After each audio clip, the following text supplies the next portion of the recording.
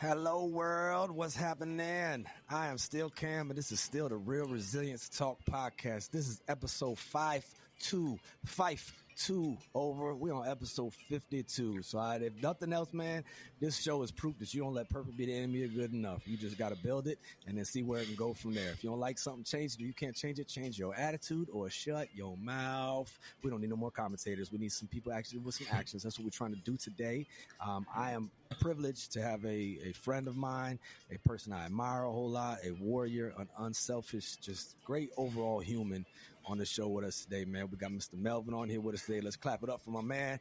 Yeah. Hey, appreciate it. Hey, and we are here inspired by that First Amendment, okay? Some of us, we love to defend it, so we might as well expend it. So please don't try to get me canceled out here, y'all. This is no reflection of or endorsement from any official organizations. Now, we obviously all have our lives, so we may reflect on or reference some of our experiences that may be affiliated with certain organizations, but please do not misunderstand this episode or anything we say on here.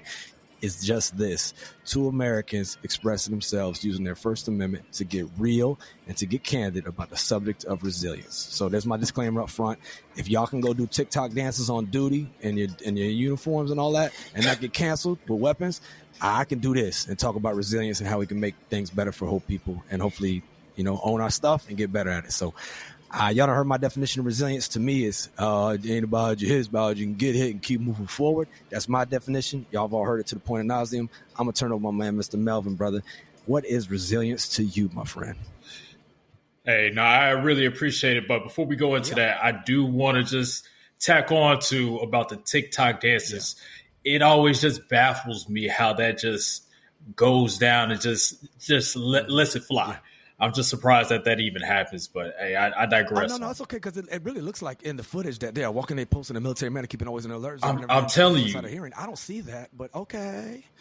I'm sitting here like, man, how does that happen? But hey, it is what it is. New generation, right? Hey, whatever. Do you, boo-boo, until you can. And everything's all good until it's not. So you might want to watch yourself about how you over there TikTok dancing on duty.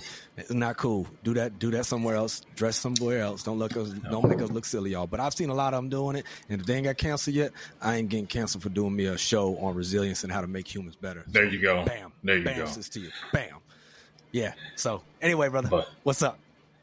But resilience to me is, it's really about how you overcome whatever obstacle is in your way. And I mean, it could be anything that you are facing, you know what I mean? And it's really just, how you get past any of those experiences and especially how you learn from those experiences and what you take away from it. Yes. Because it's one of those things, you have an experience, you have something that's negative that happens to you, and you don't learn from it, and something negative happens to you again. Same thing, because sometimes these things happen to you over and over again. And because you didn't learn from it, you do the same thing, make the same mistake. So, it's really about how you are bouncing back and learning from those experiences. I love it. Adapting, and especially to the new experiences, because you're going to have something that happens. You took note that, hey, I had this negative experience. It impacted me this way. I'm going to do this differently next time. But then you have something that's similar that happens, and you reflect back to that experience that you had. Something similar happened to me. Let me handle this situation this way. Yeah. So I'm taking note and taking my own advice of what happened last time and taking that experience and really just changing it up. So this new experience that rhymes like the last one, I can navigate that in a more efficient manner. Yeah, I mean that's life 101 right there, right? And I love your emphasis on learning, because we're in a constant state of learning. What I've said many times on here and in life, we're like plants. I mean, if we stop growing, we start dying. So that learning is life. And first off, let me show it because we're on the camera. This is crazy. We did not plan this, everybody. I'm wearing my Warrior Up shirt right here. Warrior Up. I mean, the background, this is Bruce Lee. You got Warriors football. I mean, we didn't even plan on this, okay? I'm just saying. from one warrior to another. You know what I mean? And we got the McDonald's colors on. We got that red and yellow. If you know, you know. Look at that. There you go. That's awesome, man. And great definition and amazing outlook on things. And how can you not only go through something but grow through something? And people talk about waste your blessing, but you also could waste your lesson. And yeah, exactly. It's never a loss, right? It's always a lesson. Right. It's always a lesson. Right. What Nelson Mandela said, I never lose. We either win or we learn. And that's, I mean, and hopefully you're doing both all the time is learning. And I'm still trying to figure stuff out. Let me just go ahead and say that up front as a disclaimer. I'm still trying to fold my way through this thing called life. And the more I know I don't know. So knowledge humbles me, but it helps me at the same time. So don't only waste your blessing, everyone, but don't waste your lesson. Is something key right there in building that resilience on how to approach future things. Because it's not a matter of if, but when will the next hardship comes, right? That's exactly right. And I'm telling you, those hardships, it's always going to be something that's going to come. Because I don't know how many times I could be having the greatest week and greatest month. And then there will be something that'll come and just knock me off my high horse, if you will, and really just humble me and put me back down to reality. Like things were going too good. Hey, now I gotta insert some adversity in your life. Not because you thought everything was going perfect, but now I got to make you stronger. Yeah, and what the great honorable Mr. Mattis say, hey, complacency kills, so we can catch ourselves slipping, and then, but it's like working out. If you don't work out, you don't stay strong. You know what I mean? And if you don't stay with lifting weights or doing something with your hands, manual labor or something, your calluses are going to turn into soft baby hands, and that's just the way I think we're like that too. So it's necessary that gravity in life is necessary. Them astronauts go outside in outer space, they come back, they can't even walk right because they've had no gravity on their joints. So it's necessary, like J. Cole said, there's beauty in the suffering. Now, to what extent, that's a whole other subject. Sometimes you get hit with one thing, you get hit with two things, you get hit with three things, and it's the compounding of things. But hopefully you have trained yourself and sweated enough in peace, so now you're ready for that war, so you bleed less, and for lack of a better expression.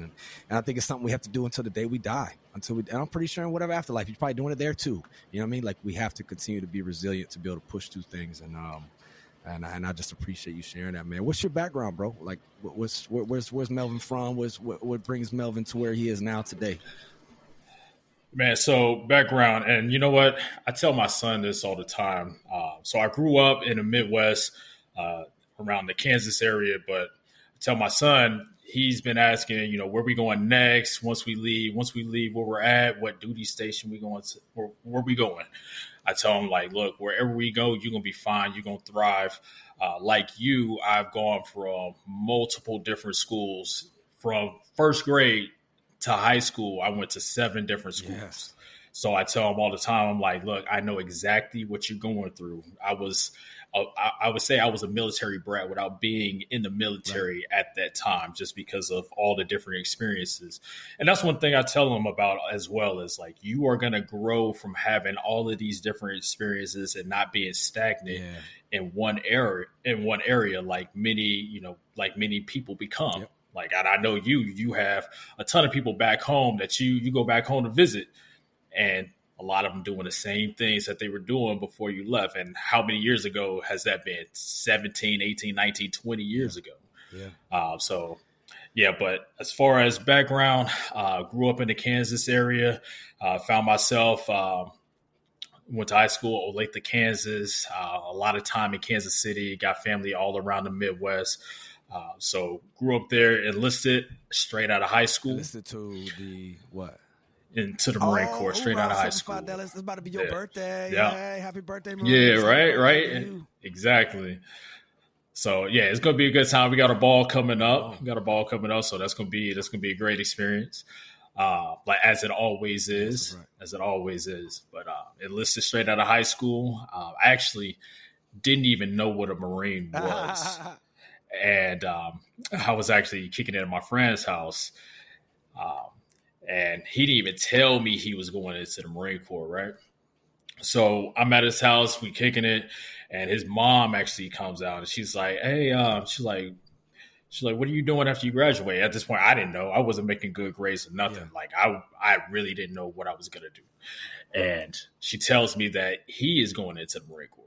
And he didn't tell me nothing about it, like I said, and she's the one. She was the recruiter for me at that Your time. friend's mother. Yeah. She was like, they got this thing called the buddy program. Y'all can go together. So long story short, we go to the recruiting office, meet the recruiter. He's telling me about it. At this time, he was going admin. And I didn't even look at any other jobs. They're like, yeah, y'all can go together, buddy program. You can do this job to the ASVAB, score pretty good. So, I mean, I was a fit for it. And we ended up going off to boot camp. And that's one thing I'll say. You always hear people say the recruiter lied to me. The recruiter never lied to me. He told me everything. And it's probably because I wasn't really asking any questions because I still didn't even know what a Marine was until I stepped on that's it. Like I was probably like the best enlistee he ever got. This is easy. But I didn't even know until I stepped on the yellow footprints, and I was like, okay, this is something else. Wow. So Kansas, that was so you different. went to San Diego? Yeah, went to San Diego. Yeah, went to San Diego. So Hollywood Marine. That's what we call it for all the listeners out there. We have an East Coast, West Coast rivalry, like 90s hip hop almost sometimes with boot camps. Usually people ask you where your job is and where you went to boot camp. That's usually the level of respect they give you, depending on what their bias is towards their job and then where they went to boot camp. So it's the Paris Island, South Carolina, and MCRD San Diego, which is a beautiful location. But as far as that, like, you know, went through boot camp. Me and him, we went to MOS school together, and then we went to our first duty station out in Okinawa, Japan. And then from there, spent some time out there. Ended up PCSing from Okinawa. Went to Fort Leonard Wood. Got out of the Marine Corps. Went into the reserves, and then commissioned from there. And there's a lot that goes into that. And actually, we'll tap into some of that since, you know, we're talking about resilience.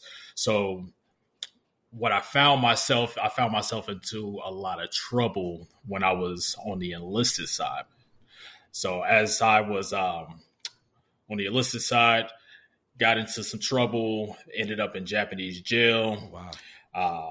Ended up in Japanese jail, just, you know, doing some other underage drinking type stuff, and ended up fighting. And next thing you know, I'm in a nightclub getting arrested and then put in Japanese jail for like 30 days. Wow. 30 days you did in Japanese jail? How was that?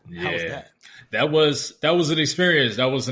It was, you know, it was one of those things where when that happened, I ended up waking up in that jail cell. It was like, what did I get my life? You know, what did I get myself into? Yeah, you're in a foreign land. It was something I didn't even experience. I mean, small cell. One of the craziest things is in that cell, the only thing I had in there was there was a toilet, one of those ones where you got to squat down to do your business.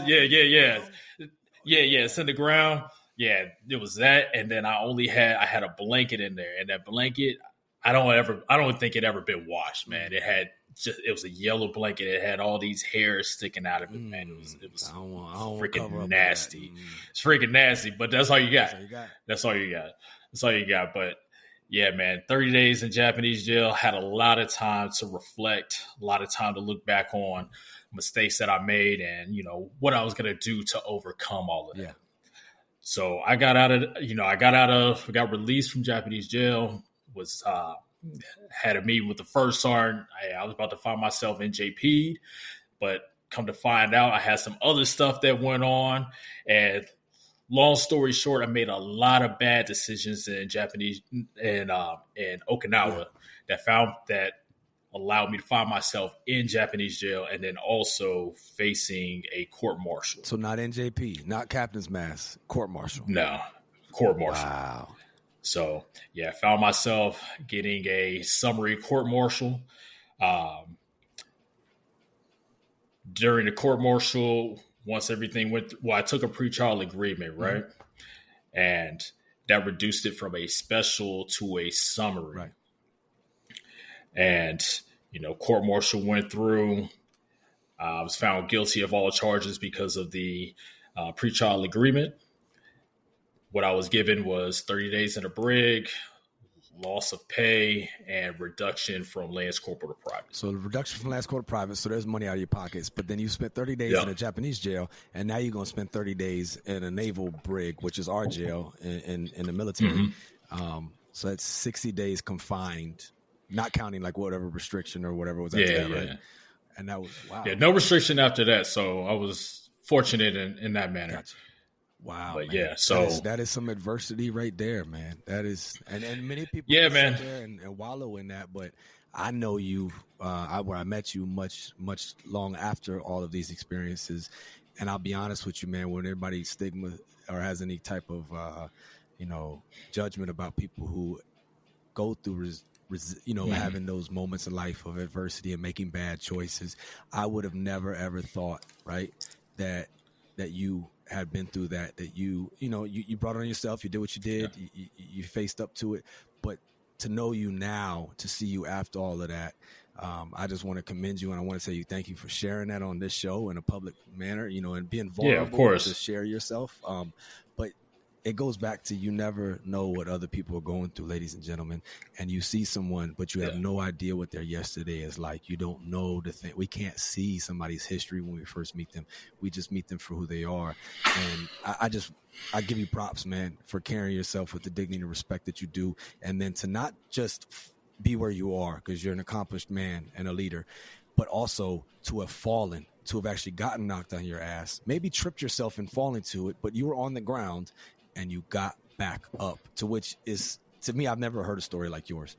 To say you were once court-martialed in the Marine Corps, reduced to private, serving break time, serving time in a foreign facility jail for longer than a night, and to be where you are now, man. Like, how after that did you said you got back up, you thought about, you reflected, but I'm sure it wasn't like overnight.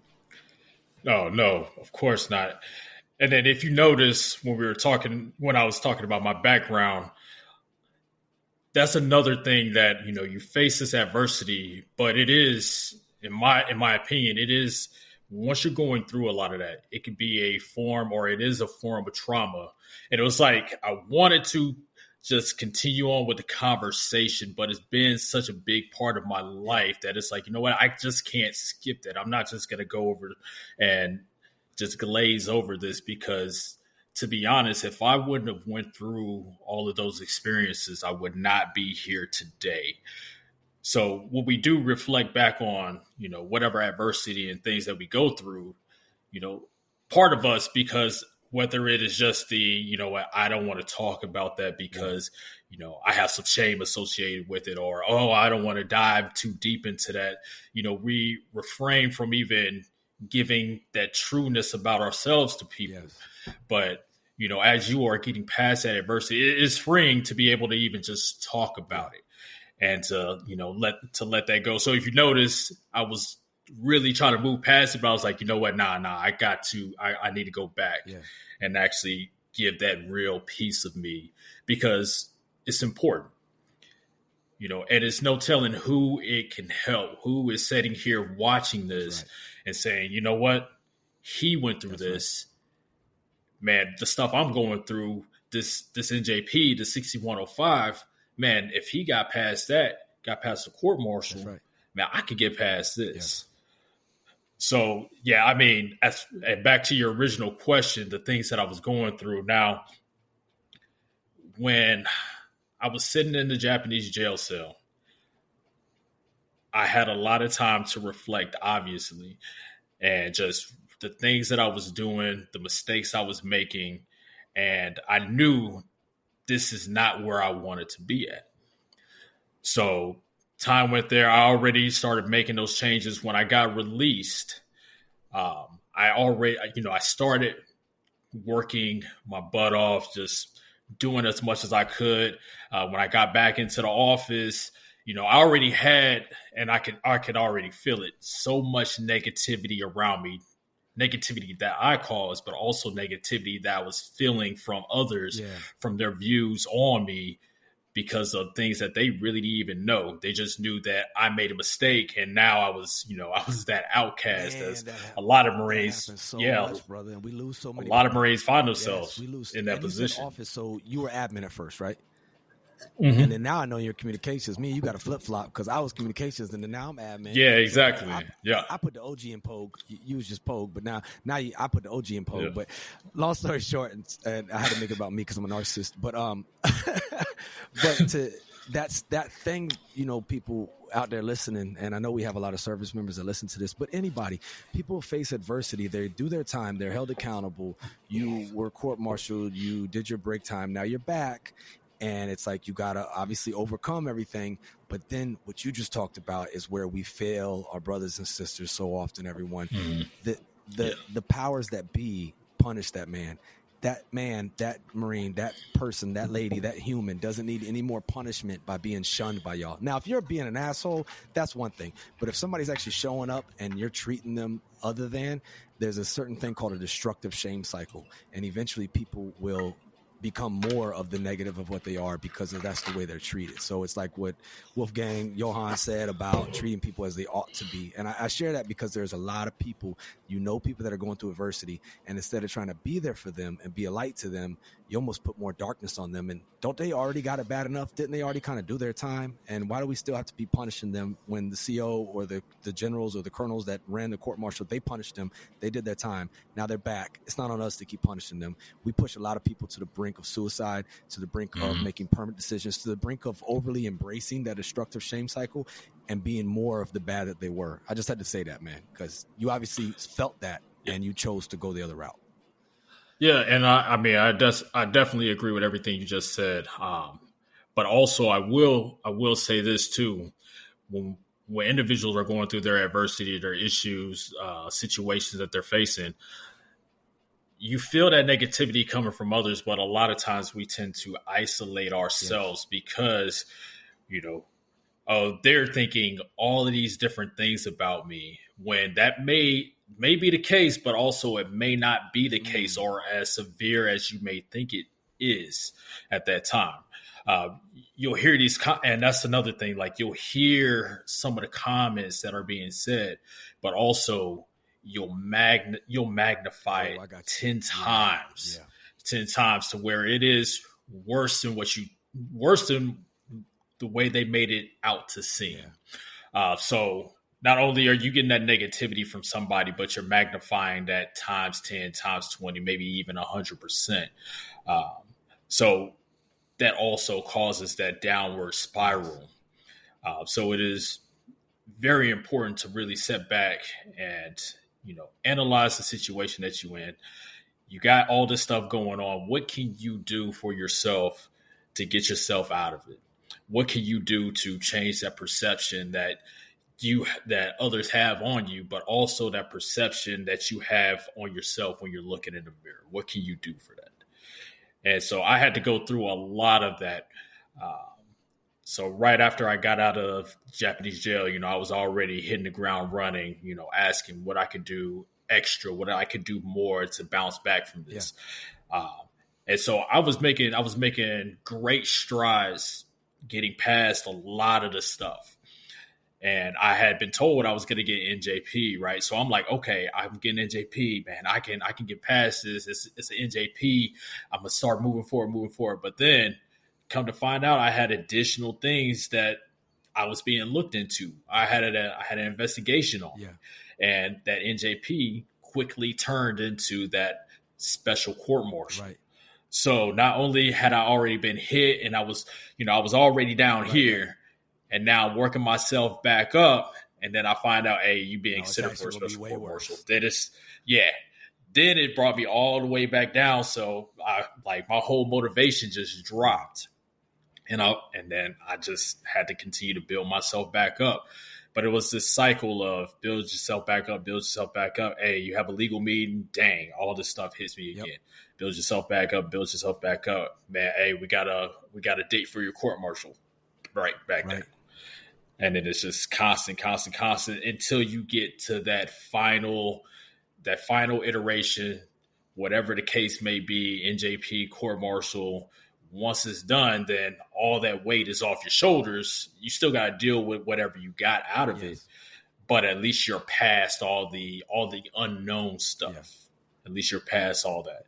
Now you just got a new battle or a new course or whatever the case may be that you have to work through. Yeah. We have a right to a speedy trial, but not a speedy legal process. Yeah. Investigation. No, never. It lingers for a long time. And there's a lot of, I know right now speaking, I know some Marines that I'm close with and that I mentor and that I got nothing but love for. And I'm trying to tell them, keep moving forward, keep pushing. When you were in that moment of that friction and it was like that build back mode or just in that lingering, what are some things that you did to kind of keep yourself, together? Man, and I will say with you, being on the admin side, like, better than anybody how long that whole legal process takes. It takes a while. Yeah. I mean, just months up to years. And all that just to be hanging in limbo for such a long time. So the things that really kept me motivated, I stayed busy. I stayed doing the things I enjoyed while I was out. Like I said, I was out in Okinawa. I loved going out and kind of exploring. I still had the opportunity to do that. Even though I was pending, I couldn't go back home, but I still had some liberty that I could take on island. So getting out there, getting my mind off of the situation that was at hand, being around my friends, really anything I could do to get my mind off of everything that I was facing. But also I knew that I had work that needed to be put in because it wasn't going to benefit me to just sit on my hands and do the same level of work I was doing before. Like I had to be extracurricular. I had to do more than my peer right next to me. Anything he was doing, I needed to make sure I was doing. I had to times that by 2, by 10, however much, to show them that I was the individual that they needed. I needed to be that go-to guy because at that point, I had more to lose than anybody else. So I had to show them to a certain degree that I was invaluable. Like they needed me to a certain degree. And by doing that, that was showing them that they're like, hey, Jacob's got this drive. Jacob's got, he's putting all this effort. He knows he made these mistakes. Right. He knows he's pending all of this legal stuff, but look at what he's doing. Yeah. Look at what he's doing. So that's the stuff that really kept me busy. And by doing that stuff, especially working as hard as I was working to try and change the perception that people had of me, really, in my opinion, it caused time to just fly. It just caused time to go by so much quicker than sitting here just dwelling on the stuff that I was going into. That's beautiful you say that because I think there's a certain thing that obviously we're all tempted to, and I'm sure you were tempted to dwell and to sit there with poopy pants mentality, but man, healthy distractions, some people call it avoidance. I get that part. We have to acknowledge what's going on, but having healthy distractions, having healthy outlets, and then what you also said, your friends, your community, leaning on those people, but also wanting to live up to what it reminds me of, man. And it just makes me respect you even more. And I'm not trying to kiss up to you. I'm just, if you admire someone, you should go ahead and tell them people never get the flowers, but they can still smell them. So I admire you. But it reminds me of what Dr. King said about the ultimate measure of a man is not where they stand at moments of comfort and convenience. But who are you in those times of challenge and controversy? That's when you show your measure. That's when you show your mettle. And going through that young, not that experienced, and you weren't that old age-wise, that mature age-wise, like prefrontal cortex isn't even fully developed. And you're at all this adversity, made these life decisions, got all these things against you, and you're still like, you know what? No, I'm going to stay busy. I'm going to try to do the best I can with what I can, where I can. And you're saying that helped you. And I'm saying it so loud and walking through it and reiterating for anyone out there that's listening, that is facing adversity, is going through it right now, and you're tempted to just have poopy pants and be dwelling in it. I've never once had a bad day where I had a bad attitude and it made it feel better. I just haven't. Now, exactly. I've done it, but it hasn't made me feel better in any way, or it hasn't fixed the situation. So I say that to everyone out there who's facing a little bit of adversity, and you will, and we can't have a zero defect mentality, and we're going to make mistakes, we're going to stumble, but it's how you get up. How do you handle that adversity? The measure of a man is not where you stand at moments of comfort and convenience, but where you stand at times of challenge and controversy. That's when we show who we are. And like you said, you wouldn't be you had you have not went through those hard times. Yeah, I would not be here if I wouldn't have went through all of that.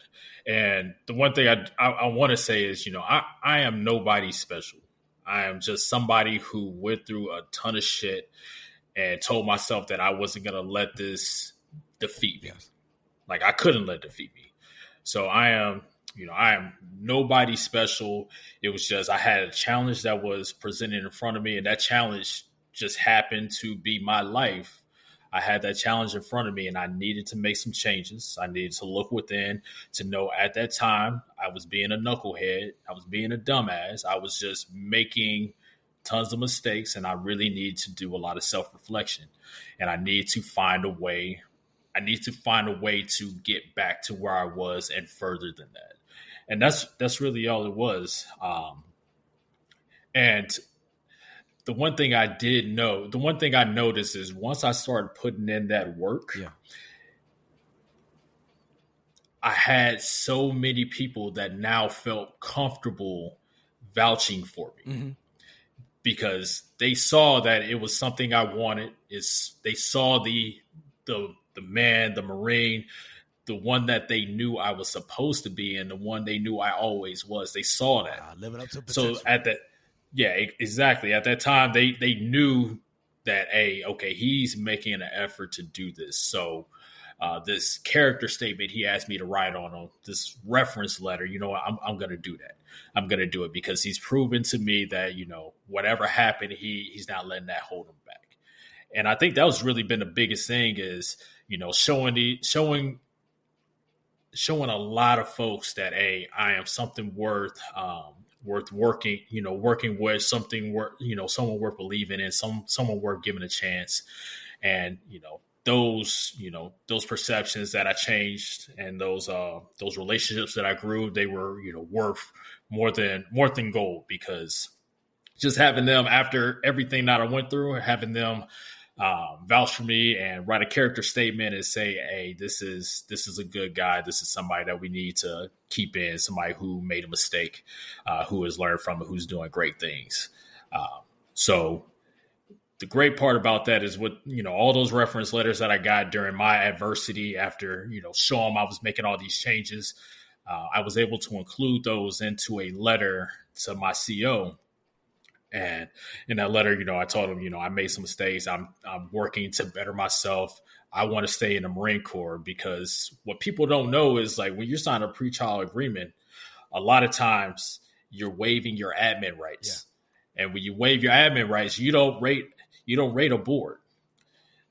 That CO at that time can say, okay, yep, they waived their admin rights. We're going to get them out the Marine Corps. And at that point, it's super simple because you waived your right to that board.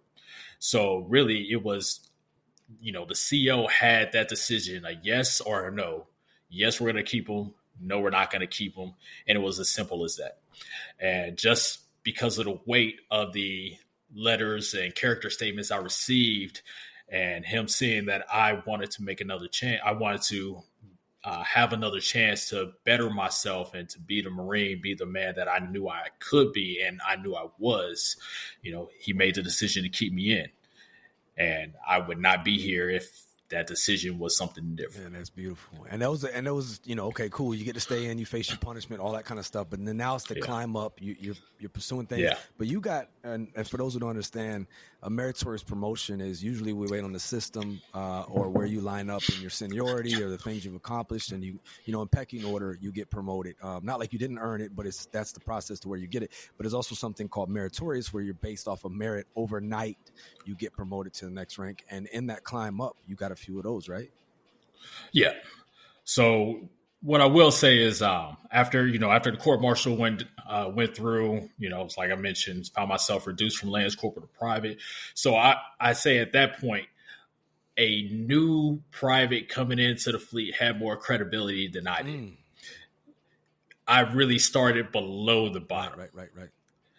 So I really had so much work that I needed to put in, just so much I needed to show. But yeah, as far as meritorious promotions, by putting in that effort, putting in that work, using the experience I already had, I was able to, I picked up PFC, and then I was put on a meritorious Lance Corporal board and won a meritorious Lance Corporal board.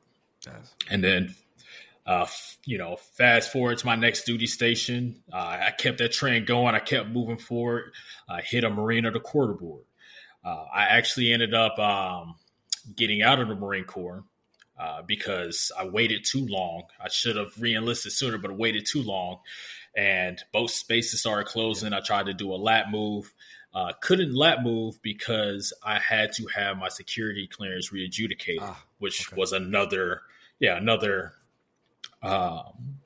just another cause of the court martial and all the legal stuff. So just just something else that came out of that I didn't even expect. Right. But yeah, so ended up getting out, was a full civilian for about a year. I still had that obligated service time, but was full civilian for a year. Knew I missed the Marine Corps, ended up going to a prior service recruiter. I tried to put in for an active reserve package. And because I had already been out for a year, the recruiter told me, hey, let's go ahead. The PSR, prior service recruiter, told me, let's go ahead and get you in the reserves, get some observation time under your belt, and then we'll put in that package.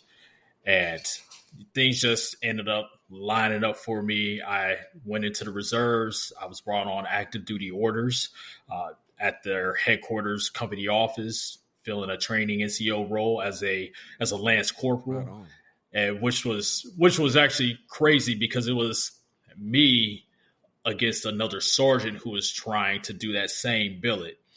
But because I had my admin background, I ended up going in, knocking out some drills, started making up some drills. So they brought me on for about 2 weeks, started helping out a lot. They saw some potential in me and chose me over that sergeant at the time, which was a big win for me. Yeah. So did the training NCO thing for about a year, got put on a meritorious corporal board, won that one, and then 8 months later, put on a meritorious board 5 months later, and then picked up meritorious sergeant at the 8-month mark. So for those of you who understand, y'all, you got to appreciate the gravity of this. And I know not everyone on here is service, but you go from E3 to E1 to then climb to E2, E3, E4, E5, and that's all the way up to the rank of sergeant from private, but all meritorious promotions. Except that PFC. Except that PFC. Got you. But wow, that is amazing, man. Talk about, and then I appreciate it. Appreciate it. Water, right? Like Minamoto Musashi talks about, like water can cut through rock, but it doesn't happen overnight. It's that perseverance, that push, that drive. Like you went from all of that, and I know many of people who have never bounced back from that or stayed down, but you were water in this situation because, okay, I can't re-enlist. Okay, so I'll go this route. I'll attack in a different direction. As the great Colonel DeWolf used to say, attack in a different direction when he was going through his treatment. He said, okay, it's not working. I'm going to attack in a different direction. And that's exactly what you did. And you attacked. Also, I'm going to go to reserve route. Okay, well, then you know what? I'm going to try to do active duty special work orders and be active for the unit. And then I'll eventually get in on active reserve. So that's just being water to the fullest. And at this time, how old are you at that time? Man, shoot. At that time, I was still early 20s. Wow. So, man, like 22 to 24. That's amazing, man. Yeah, it's just amazing that people understand how much weight a sergeant of Marines holds in our Corps, in our world, in our country, and to go from that to that in a matter of that time with that adversity, man, just big salute to you, brother. But it hasn't stopped there, has it? No. I mean, it's constantly been a grind. And I think the one thing, and you know this better than anybody, like once you go through this adversity and you learn from it, like you just have this feeling of, I need to continue because everything becomes so much sweeter and so much more valuable that you're like, I'm not losing this. So it's kind of just embedded in your DNA at that point after you face that adversity and overcome it to just continue to propel yourself. And you almost get a sense of when you're not doing anything, you get a second thought in your mind, like, what are you doing? Like you got some work to do. What are you doing?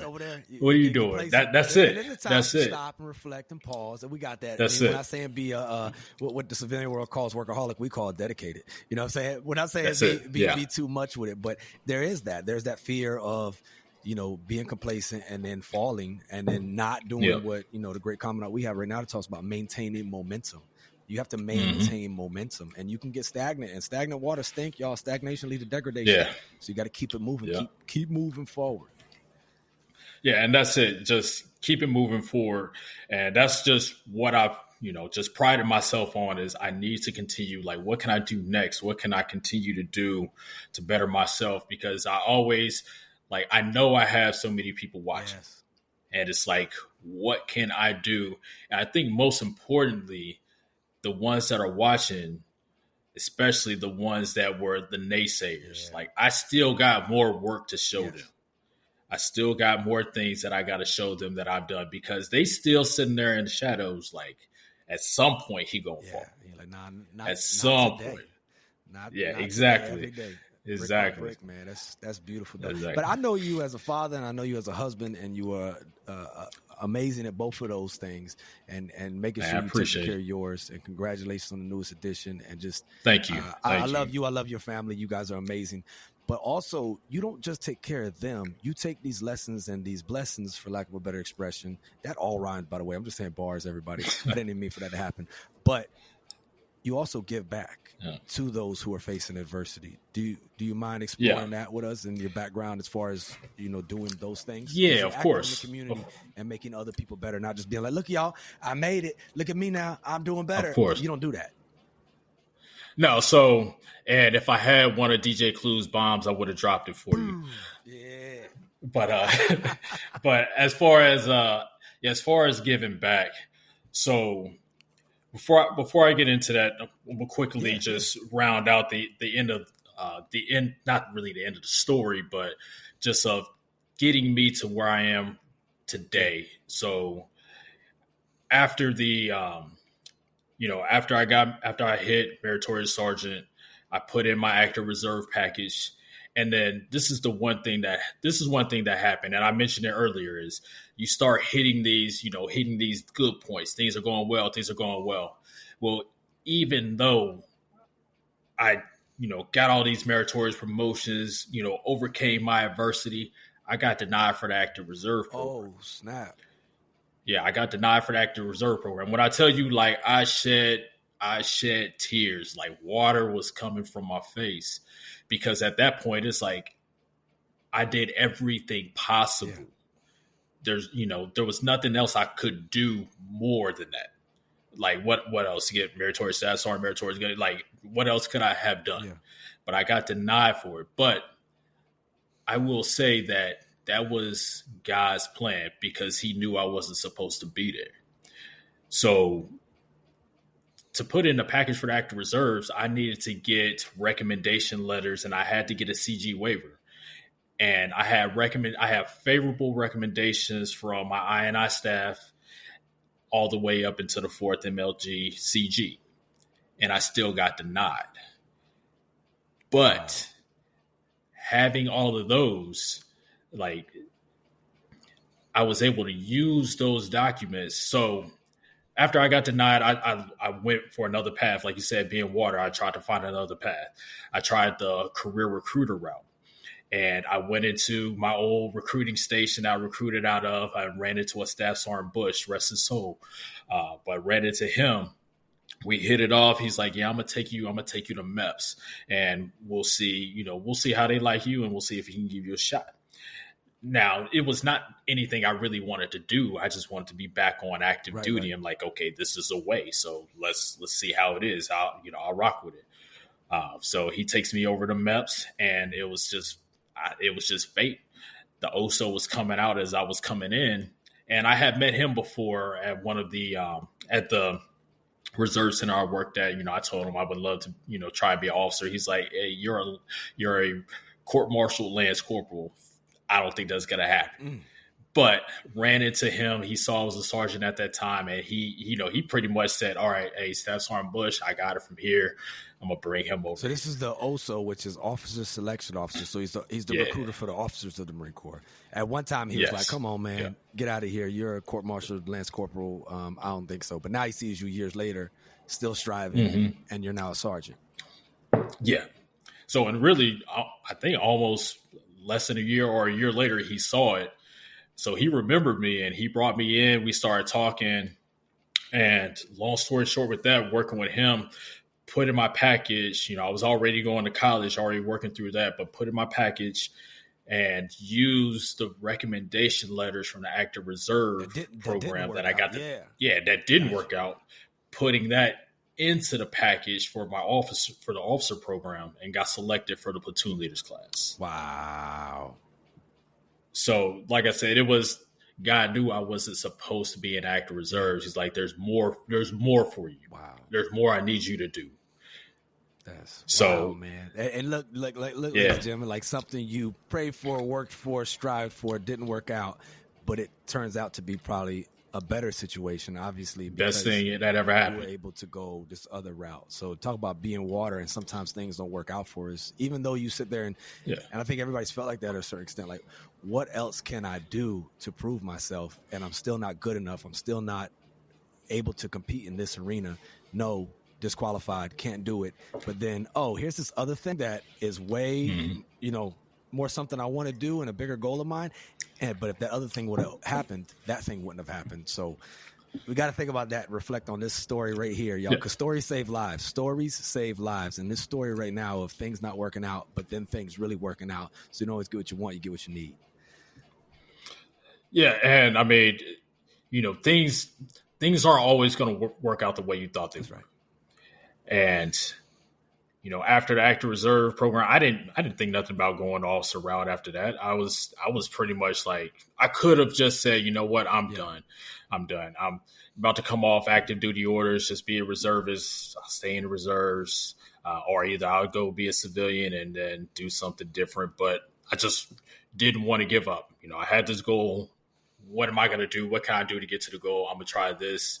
That doesn't work. I'm going to try this. Okay, this is working. I'm going to keep moving forward with this. So I just didn't dwell on that failure, if you will. I just tried to figure out something else that I could do to really get to where I wanted to be at. Wow. But so, got selected, went through OCS, finished up college. All over again, everybody. Yeah, of course. And that thing was like, and that was another challenge, man, because I was getting all the way through OCS. I actually failed the E-course twice. Oh, snap. I failed the E-course twice. And it was just, I was coming up on my last one. I even had my platoon commander telling me, he's like, you know what, you ain't going to make it. Like, you done. You got one more shot, and I don't think you're going to make it. You ain't got the time. Man, so I'm going to tell you this. So you remember the E-course. Well, of course you do. Yes. Of course. Like, everybody remembers the E-course very vividly. Yes. So the low crawl lanes, right? Yeah. Okay. If you ever notice, there are 4 different lanes. And this is kind of like the key. I don't know, somebody from OCS, the OCS FBI go come break through the door because I'm giving the secrets of it. But the 4 lanes, that one that's all the way to the left is shorter than the other lanes. Brother, when I tell you, every time I went, I was always getting funneled all the way to the right, where that one, the barbed wire or the C-wire is always the lowest, and you have to low crawl. Yeah, you can't get away with no baby. You have to. Yeah. No. Man, you have to. And then you're all muddy and everything. But the other ones, that's where you can make up your speed. That's where you can pick up time. And so I was like, okay. I finally saw that one when we were doing a Montfort Point challenge. I'm like, ain't no fucking way. Right there the whole time. It's right there. It's right there. Same lane. It's right there. Try to pick that lane. It is right there. And then shoot. You know what? I think one of the instructors was like, nah, go over here. I'm like, look, fuck you. I didn't say that, but I'm like, I'm going through this line. Just run that way. Yeah, man. So, and then by doing that, man, like I ended up hitting one of the lanes on the left. It was significantly shorter. Ended up getting past. Wow. And what's so poetic about this? E-course stands for, everybody, endurance, and that's like the story of your whole. Besides resilience and perseverance, endurance. So failed, passed. So even then, it wasn't like, okay, you got selected to go to this route. Here you go. No. You still have to go through and earn this. I was on my way back, man. I was on my way back home. If I would have failed that last one, I would have been on my way back home, bro. So, yeah, past that, everybody in the platoon already got their EGAs. And this one, and probably one of my favorite moments at OCS is everybody's lined up in the squad bay by the racks, and then I walk down, and that's when they give me my EGA in front of everybody because everybody already had passed. Like I was the last one going through it, and so yeah, it was a pretty big moment for me. That's amazing, man. I thought I was heading home, but ended up passing, Wow. and then. That's crazy. Well, you definitely didn't fail the E-course as much as I failed land nav at TBS. So I was one of the lost boys. I think Saturdays were great. I just wound up saying, you know what? I don't even need Saturdays. I got a 6-day work week. That's what we do. There you go, man. I think nobody want to say it, but everybody had a lot of trouble on the freaking land nav. Boy, I thought I could have been Freaky Ty. I was free. Lost boys all day. I was about to see Renee out there in the daggone tree line because lost boys. That's what I was, but. Just keep moving on, man, and that's what you did, man. And now all these years later, like, wow. And all these years later, using all that experience. So, to the question that you asked, like, how do I give back? So, while I was in Iwakuni with you, came up with a concept. I'm like, man, and it's not just me. I know there's so many others who have gone through a lot of things that these junior Marines, not even junior Marines, that just Marines are going through. And, I don't think we're leveraging that capability as much as we could. Because their experience is there because other people have been through it. Yeah. Yeah. And then, so I'm like, okay. And what kind of sparked the idea? I was sitting on duty one night and I had a Marine that was on restriction. She was being ASEPT. Forgot what it was for. But she was being ASEPT, and I asked her, what happened? What are you doing? She was on EPD, and we're talking, and then I start sharing my story with her, and her eyes just get all big and wide and everything. I'm like, I'm nobody. I'm just somebody who did something about the situation I was in.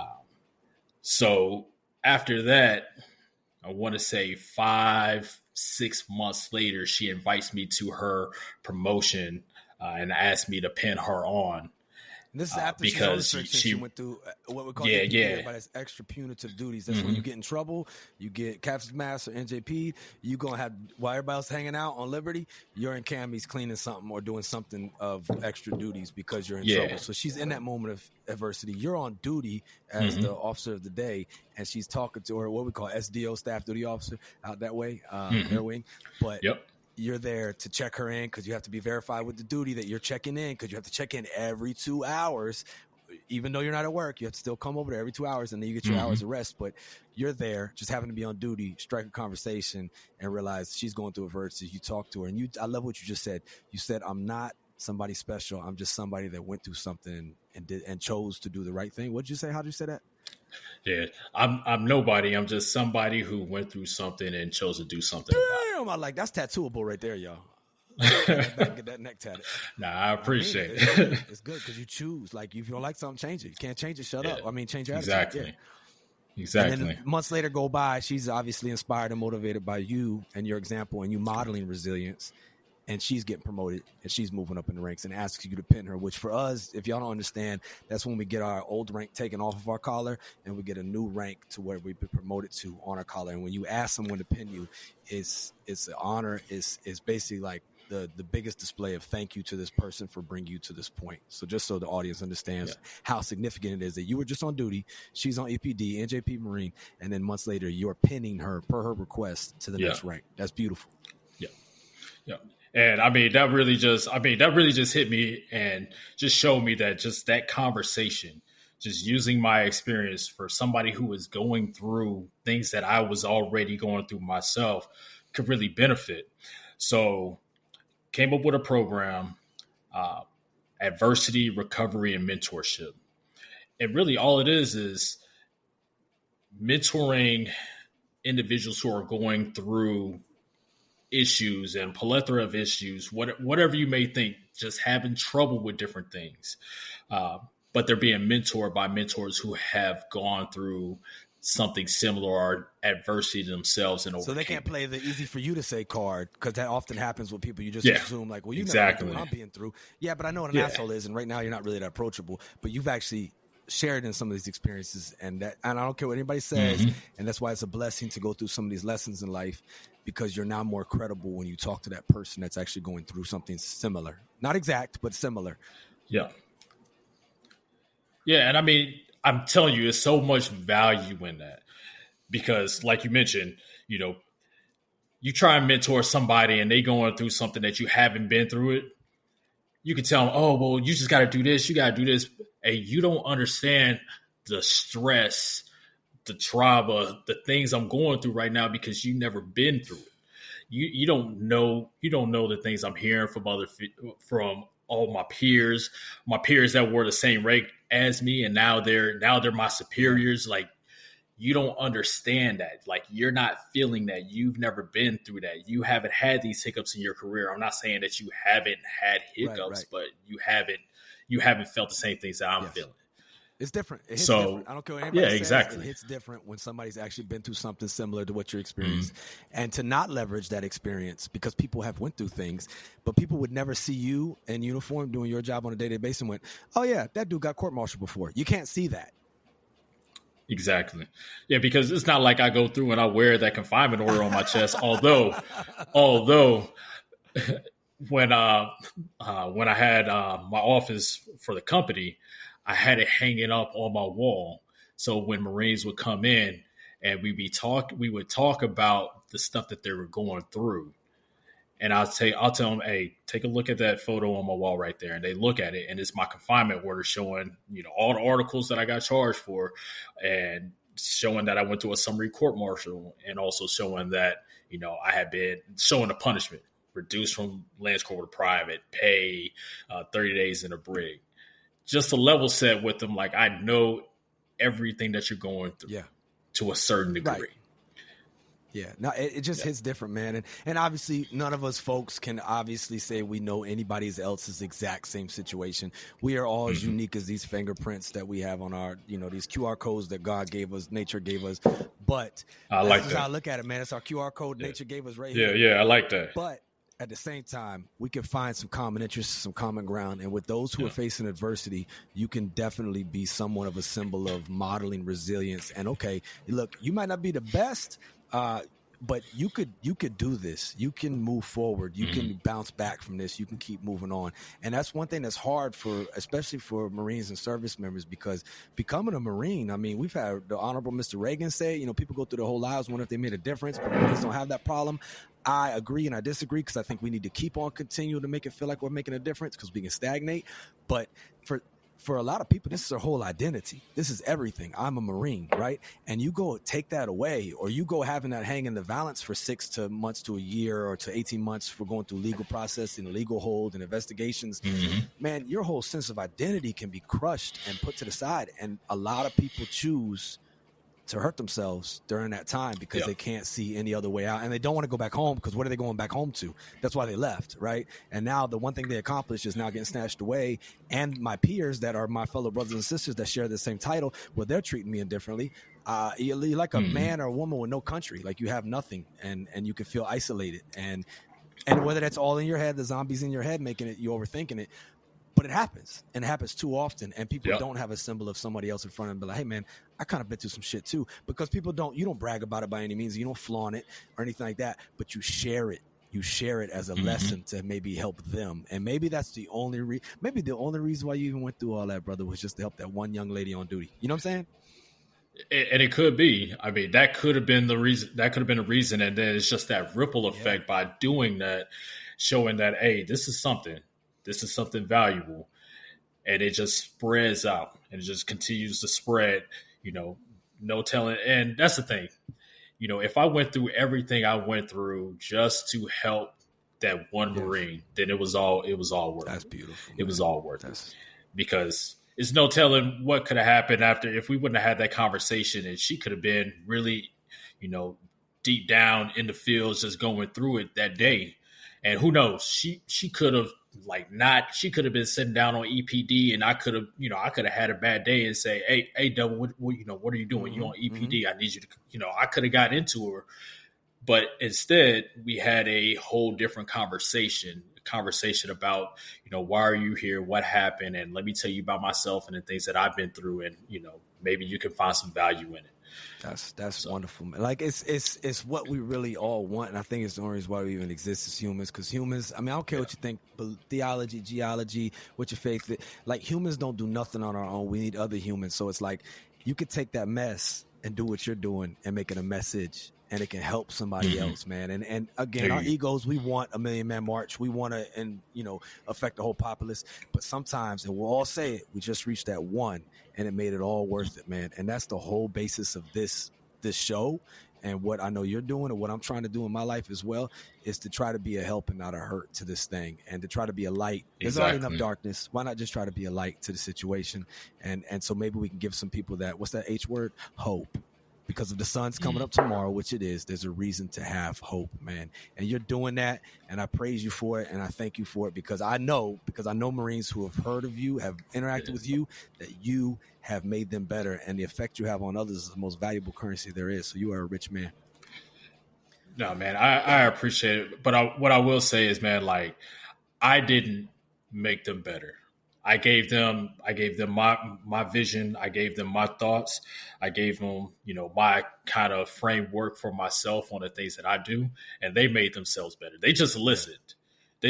I didn't possess them be like, hey, we about to walk through this. So yeah, it's like, and that's the one thing, like, and me, I wouldn't be here without all the people who invested in me, gave me a shot, gave me their lessons, their thoughts. And for myself, taking that information, they didn't walk me through it. They taught me, they gave me the information that was needed. And I was able to convey that into something that worked for myself. Yeah. And I think that's the biggest thing about the adversity recovery and mentorship program is, we go through it, and just to lay down the framework of it is the first day, myself or the director of the course is very open kimono, as they say in Iwakuni, about everything that we've been through and how we got to where we are now and all those things that we faced. And we just lay out the agenda for the course. So it's kind of a you're at the bottom, but we're going to build you back up phase. So, we're sharing our stories, myself, the mentors, first part of the class, and then we do one exercise that I really enjoy, and it really just opened Marines' eyes up. And I call it that 5-year reflection. And that 5-year reflection is, and it's either 5 years, or if it's a real junior Marine, that reflection from once you graduated boot camp. So envision that version of you standing in front of you right now. Mm-hmm. What do they see? What does that version of you see? Whether it's 5 years ago or you just graduated from boot camp, what does that version see? Are they proud? Are they disappointed? What are they thinking?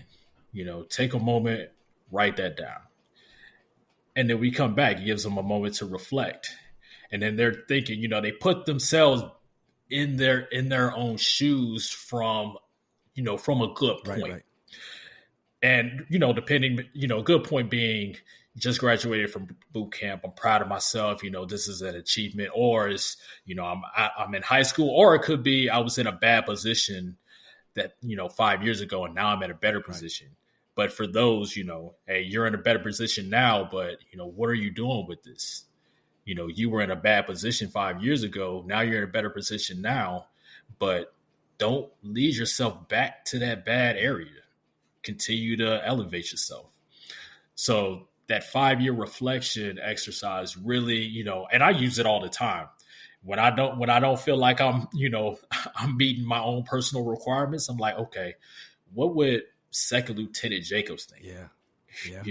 What would he be saying now? From then till now, what would he think? And if I ever find myself slipping, I'm like, okay, well, I got to tighten up. But so we do an exercise like that. For the second day of the course, we're bringing in SJA legal, staff judge, advocate, legal section, bringing in the career planner. And from there, we're discussing how your actions at this current point in time are impacting your ability to stay in the Marine Corps, as well as show you that, hey, these decisions, this legal process isn't short. It's not quick. It's going to take time. And that's when they're, kind of having their eyes open up saying, man, I didn't know all of this went into it. I didn't know that the benefits I worked so hard for are going to be taken away depending on the discharge I get. That's right. I didn't know that it was going to be, I could lose this amount of money. I didn't know what restriction was. I didn't know what EPD. I didn't know what none of this was. So, we're opening their eyes to see that this is not something that you really want to go through. And I think the best part is when we have Marines that sign up for the program or get assigned to the program, and they haven't gone through the legal piece yet, but they're seeing Marines that are in the program going through it. Mm-hmm. Because Marines start talking and going through the stuff that they're going through, and they're like, man, you know what? I don't even want to go through that. Yeah. So it's not like scared straight, but it's you're going to get rather acquainted with what could be. Mm-hmm. And things get real quick, and everything's all fun and games until it's not. Yeah. And to see but you're also seeing what could be, what potentially should be because of how you 5-year reflection was, and what are you doing this for? Because we can get caught up in the wrong type of momentum sometimes, and that it's something like a badge of shitbagness to be happy about being a turd, and people can overly embrace that. And then they go, "Oh, give me 1 second, brother. I'm gonna turn on this light. It's getting a little dark in here. All good. But what he's saying right there is we get these people to get in trouble, but it's not like it happens overnight all the time. Is what I'm trying to say to anyone listening out there. It can really happen on a downward spiral over time. People can overly enjoy and embrace being in a bad mindset, like it's almost like cool to be a turd, right? And people get caught up in that. So when you can have that, what I want to say, an intervention, and say, look, bro, ma'am, sir, you don't want to go this route because this is what it will eventually amount to. Then you can kind of catch them and save them while they're at risk before they get to that, maybe no point of recovery. You never know, right? Yeah, exactly. I mean, it is just, brother, when I say is, people when they're going through this stuff, and you never know what they're facing.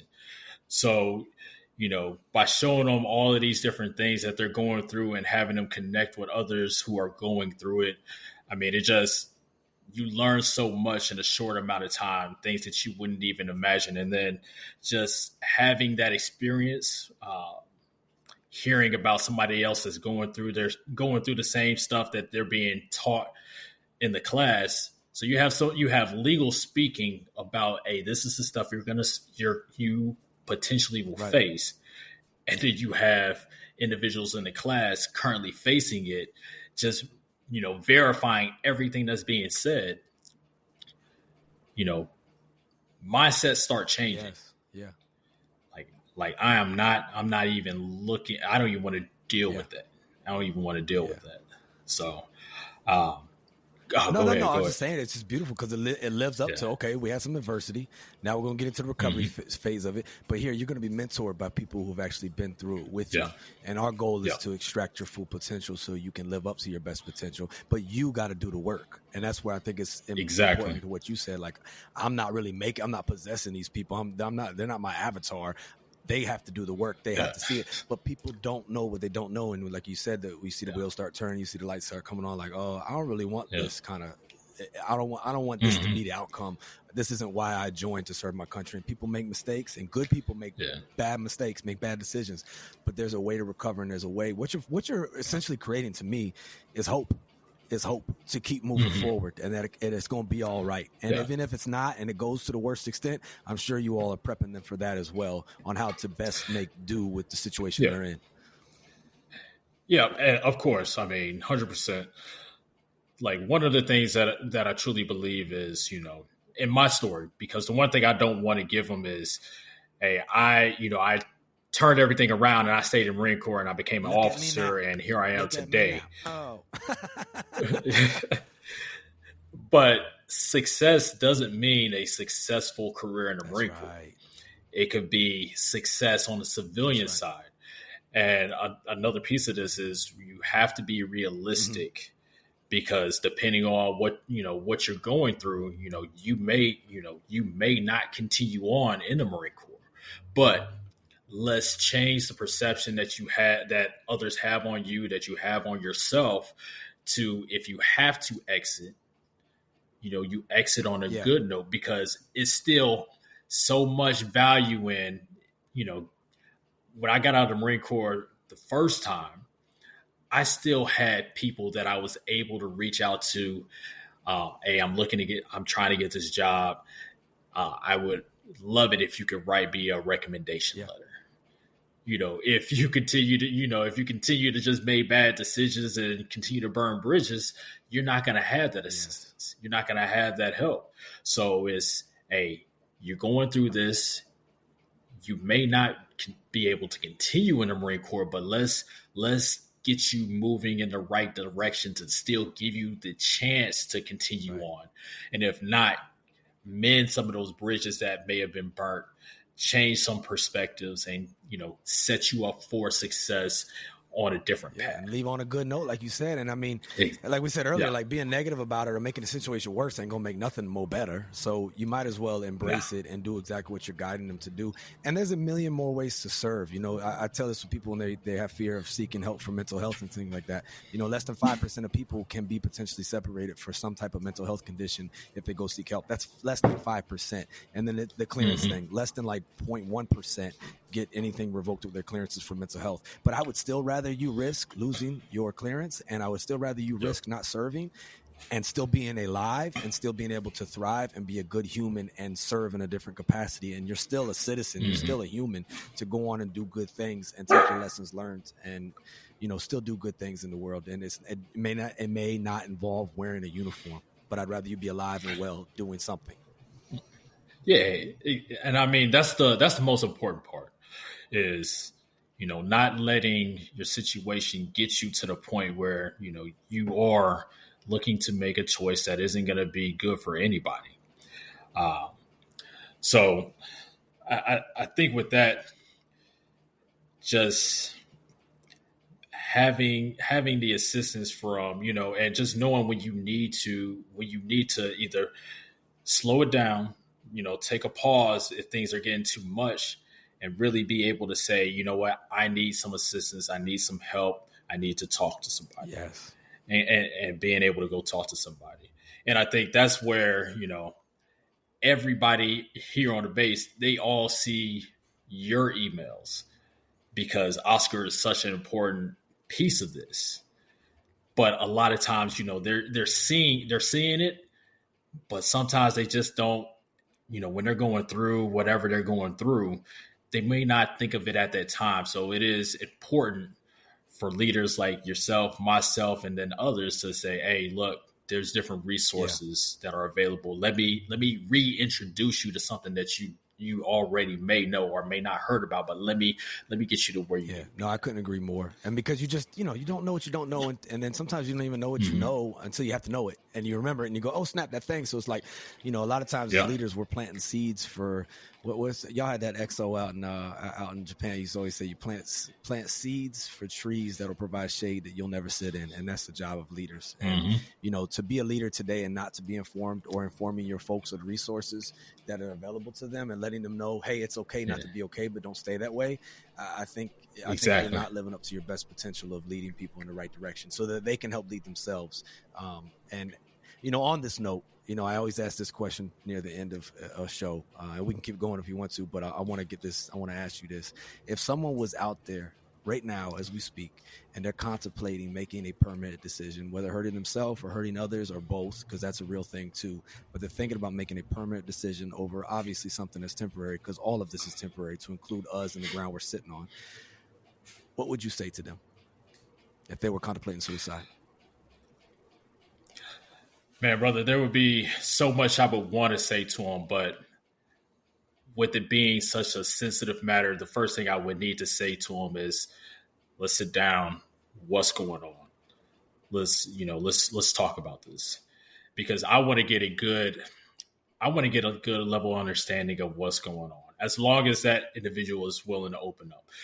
If they're not willing to open up, then we'll take another route. There's, obviously resources that we need to go to, and then to get them the most expeditious amount of help as soon as possible. But if they're willing to open up to me and tell me what's going on, then if the right course is me sharing things that I've been through because they're going through something similar and don't know how to navigate it, then I'll do that. But if not, and they're giving me different clues into what's going on, I'm like, you know what? Cam is the best person to talk to. Now I'm gonna call you up saying, hey, I got somebody here. We need to have a conversation. You're around the area. If not, can you come here and let me put you on the phone? But I'm gonna get them to somebody who can better work through the situation. If it's something that they really need to talk about, and somebody who's been through something similar, because I think, and it's just like with the ARM program, having somebody who's been through that same situation or something similar, I think that speaks volumes, because then you have that relation that can be made.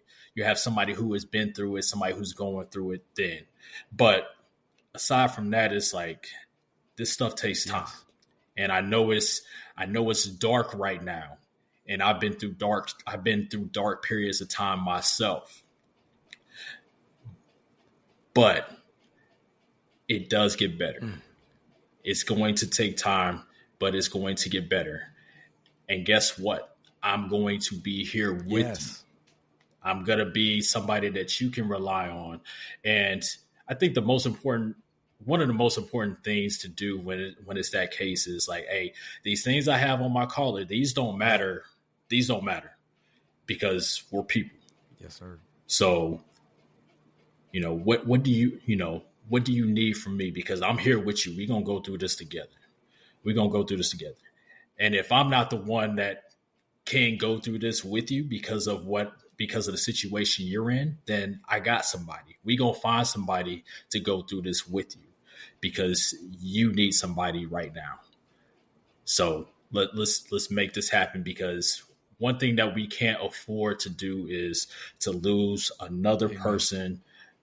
We can't afford to lose somebody else, because it's, just to go into, it really didn't hit me as far as, when it comes to suicide, because recently I had a Marine that I went to, that I was in the reserves with, and he ended up doing the assisted suicide route in another country. I didn't even know that was a real thing until I heard about it. But he recently, went through that, and we were close, and we were close, but I have so many other friends who were so much closer with him, and it was so crazy to me how far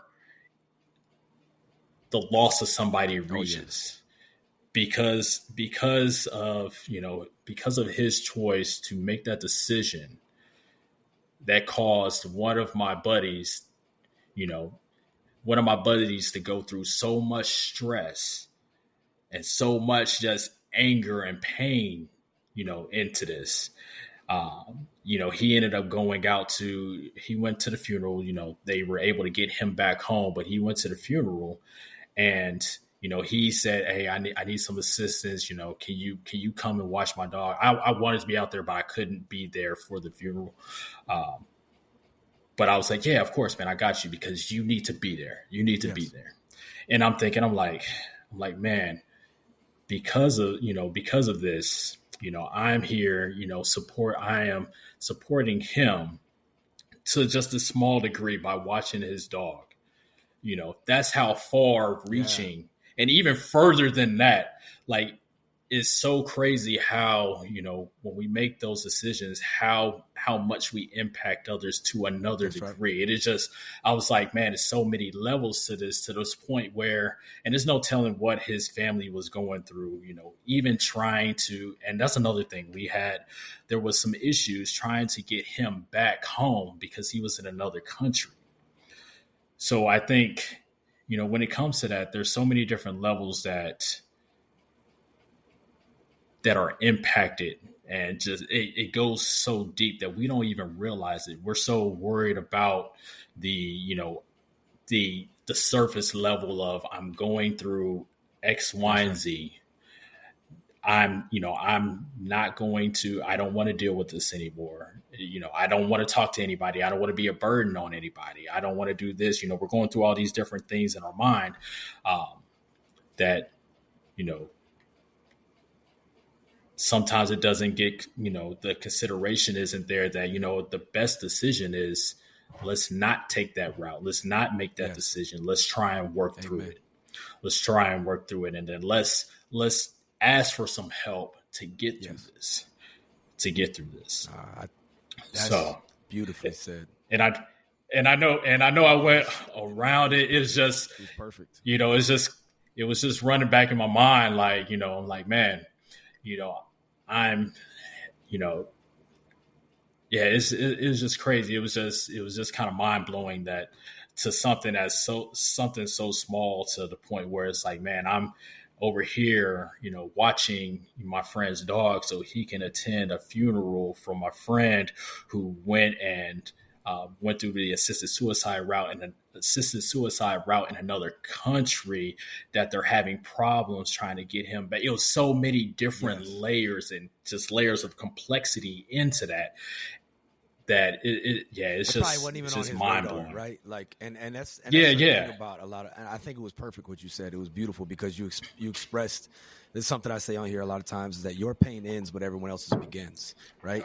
And I understand that when people are in that situation, they just want their pain to end. Some of them feel like a burden. I felt like that before, but you have no idea, if you're listening to us right now, the impact, the trauma, the pain that you're going to bring everyone else. And you may not be able to see that right now, and I understand that, but please listen to what Melvin just said. He said, it will get better. It will. This too shall pass. It sounds like it won't. It feels like it won't. But even if you just lost your whole family, everything, man, there's so many people that bounce back, and eventually they get remarried and they fix and amend relationships, and you realize they don't know the road. And I've told this before in my own story. If I would have made certain decisions I was going to make at certain times, and I felt like it was the best decision was not to be around anymore, I wouldn't even know certain children I have right now. You know what I mean? And then who would those children not know? You just never know who or what. No, you never know down the road of life for you and benefit, to feel better, to feel good again. And maybe you're just going through this sad adversity at this moment, so you can do similar to what he expressed and what many people expressed on the show, to take that mess, make it a message, and help someone else with it. But you leaving, your pain ends, but trust me, everyone else's begins, and it has a ripple effect that you can't even estimate right now. So please stay another day, as the acronym S.A.D says, stay another day. And brother, I'm gonna tell you something. I'm gonna be really open. There was a time, right, while I was in Iwakuni, I was putting in a lot of work, trying to get the ARM programs, stood up, doing stuff while I was working at S6. I was actually put a lot of stress on myself. Come to find out, like I was clinically pre-diabetic. My A1C level was, it was like a 6.4. It was like a 6.2 to 4, and I forgot which level is like, hey, you are diabetic. I think it's like a 6.5. I forgot, but I was going through that, and it was just because of a lot of stress I was going through, right? And there was one time. And I'll tell you this, and it sounds pretty crazy, but man, when I have like clothes that I really want to keep in a good condition, I don't dry them, right? Because you dry them, they shrink. I had this fly ass sweatshirt that I got from Uniqlo and loved it. And if anybody knows about Uniqlo, they drop certain things and they only come out once. You can't get them again. So I was like, man, I love this sweatshirt. It's great because I had so much built up stress and just so much going on. My son had mistakenly dried that sweatshirt. And when I tell you, like, man, I was like, I ended up leaving. I ended up having to take a trip. I went over, I forgot where I went. I think I may have went to Hiro or Fukuoka, something like that. But I ended up taking a trip, right? And I just needed a day to myself. And I was on my way back and I had to park because I was like, man, I'm like, I was in a bad way. I was in a bad way. And man, I ended up calling Military One Source just because I needed somebody to talk to, because I had so much stuff going on. And they talked to me, continue to check on me, shout out to Military One Source. Like, those resources are there for a reason. But called them, we were discussing things, and, they continued to work with me. And if I would have, because at that point, it could have been a breaking point. It was so close. It could have been a breaking point. But if I wouldn't have taken a different route, and if I wouldn't have went and sought after help, man, I wouldn't have, all the Marines that I, had a hand in helping and assisting with the ARM program, doing a lot of things I did in Iwakuni, coming out here, working at McCog, now talking to different individuals about this program. And most importantly, being here with my family and being a father for my daughter. My daughter wouldn't even be here today if I wouldn't have, if I would have made a different decision. So, during that time, super stressful, but I asked for some assistance. I got the assistance I needed. I continued, it took time, but, just best decision I ever made was to not let that continue to hold me down and just moving forward to get past it. And it takes time. Y'all hear that? It takes time. But this too shall pass. And do not be afraid to ask for help. Because, look, you just heard his story. Like, this is a strong, resilient individual, much endurance. We talked about the endurance course, right? But to get through all these things, and you were still vulnerable to the amount of stress. And of course, it wasn't about a sweatshirt. It's just like when Will Smith slapped Chris Rock. He wasn't slapping Chris Rock. If you don't deal with your messes will deal with you. And what you did at that moment was, I need to address this mess. And you took care of it, and you weren't too prideful or too big-headed to go, I'm not going to ask for help. I got this. But do you? And then what effect does that have if you did snap on your son, or if you did make a permanent decision, or you can go into a million different what ifs and what could be's, but you stop, you pause, you say, you know what? I need help. And even in the new definition of resiliency and the new Leading Marines and Sustainable Transformation, it says to be able to depend on internal and external sources of strength, right? I've never seen that verbiage. 100%. I've never seen that external, that emphasis. Obviously, we know it. It's implied. It's always been implied to ask for help. And some leaders emphasize it a lot. But it's literally part of our doctrine now to depend on and lean on internal and external sources of strength. Those external sources of strength could be Military One Source. They could be a military family life counselor. They could be calling 988, everyone. Calling 988. But reaching out and not expecting everyone to be mind readers, because they're not. And more people want to help you than you can even realize. It's just, and if you ask and you don't receive, well, then call another number, call another person. Maybe Cam doesn't answer. Maybe Melvin doesn't answer, but will Steve or will Lisa or will whomever, people really do want to help you. And I've heard it said many times, but I'm going to say it, and I know you'd say it too. I would rather hear your whole life story than to ever hear your eulogy. You know what I'm saying? That's how much people really want to be there. And what I love about the answer that you shared, not only your experience right there, but your first inclination when I gave you that scenario of what would you say to someone, it wasn't even words, it was actions. You were talking about being there with them. That empathy, that's a leadership trait. We have to have it, but to be there with them. And we have all these resources and we have all these help and all these kind of things, but leaders out there, do not negate or overlook the importance of kneecap to kneecap engaging and giving a shit about your people in person, face to face. And then you can go to the resources. But to just go, hey, you sad? Here's a pamphlet. That's really not taking care of them. You may just be be reinforcing the fact of what they already think, which is nobody really gives a shit about me. So good on you. And I appreciate that answer. And I thank you so much for sharing Something like that, because superficially people go, what, a sweatshirt made him go all that? No. What? Chris Rock said one thing and it made him snap? No. There's all these other things that we can't see. Mm-hmm. And like Robin Williams said, everyone's fighting a battle you know nothing about. So be kind always.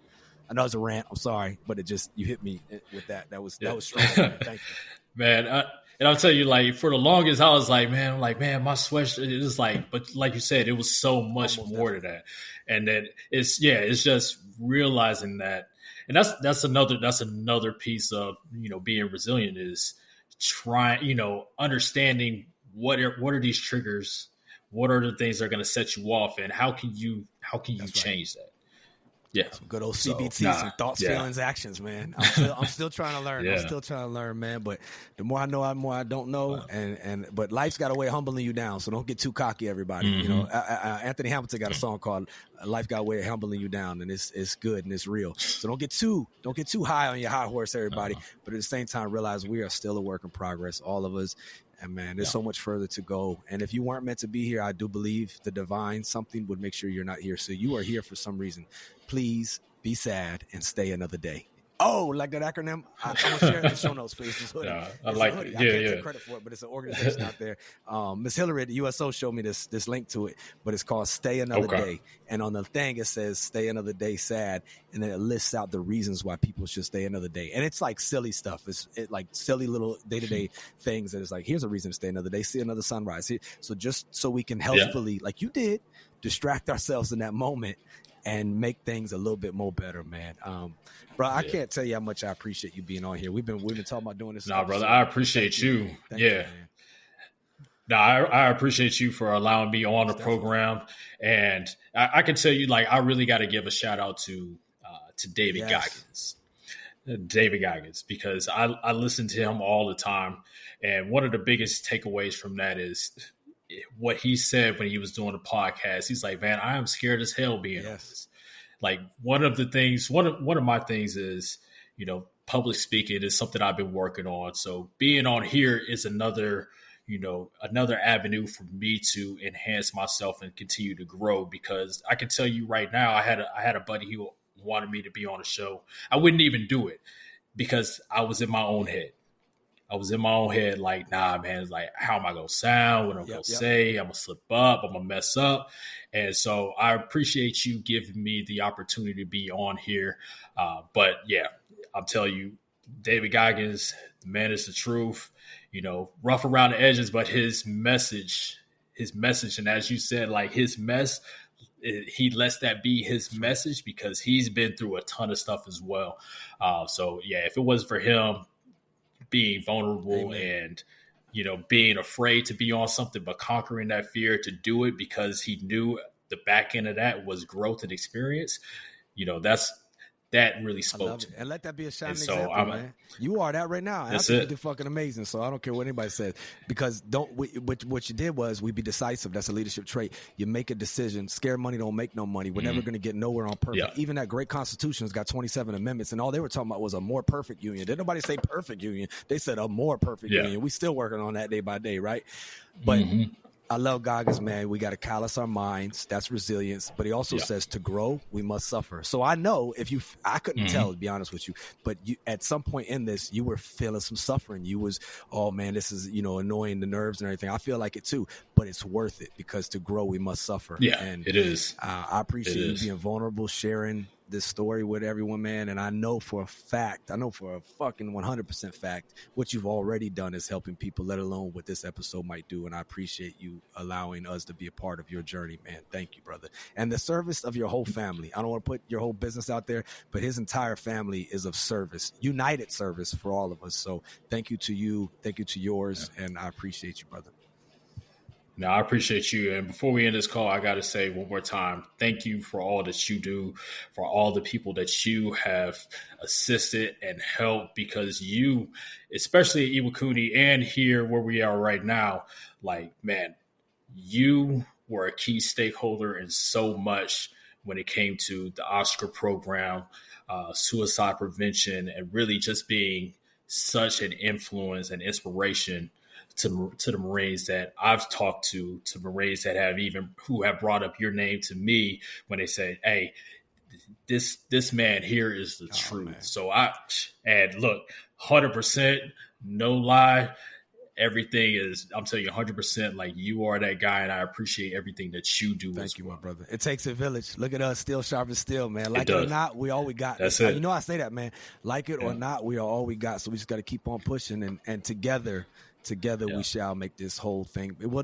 The great Colonel Brandon said it out there about suicide prevention and preventing harmful behaviors. We'll never be perfect, but we can damn sure be better. And that just inspired me so much, man, to just take risks, to try new things, to not let perfect be the enemy of good enough. And you never know the impact of your actions, ladies and gentlemen, that are listening to this right now. I don't care if you're he, she, they, with them. I don't care. What you do on a daily basis has an impact on people. Are you part of the problem or are you part of the solution? We got to ask ourselves that every day, right? We got to ask ourselves that every day. I appreciate you, Melvin, man. I love you, dude. I appreciate you, man. Please send our love to the fam, dude. Yeah, appreciate you. Of course. Because we fucking need it. I'm just telling you right now, we need it. And not everybody's going to agree with it, but the impact you're making, man, is you can't even, we can't even count it, you know what I'm saying? But the effect you have on others is the most valuable currency there is. So here's a man right now, y'all, that's out there having a good effect and making things better than they were before. Not perfect, but better. And that's what it's all about, man. So I'm going to ride out to the tunes and sounds of Monchichi Rex. Melvin, you were welcome here anytime, man. You get off this, if you anything like me, I'll be like, oh, you know what I should have said? If you have that moment, let's get back on the mic. You know what I'm saying? Okay, most definitely. To all of y'all out there, please be there for each other. Like it or not, we're all we got. Make good choices. Thank you again to Melvin. Thank you for all you do for this world, man. And to everybody out there listening, guess what? We are sponsored by Nobody, baby. You're welcome for that. Make good choices. Much love. Good or bad, this too shall pass. Out.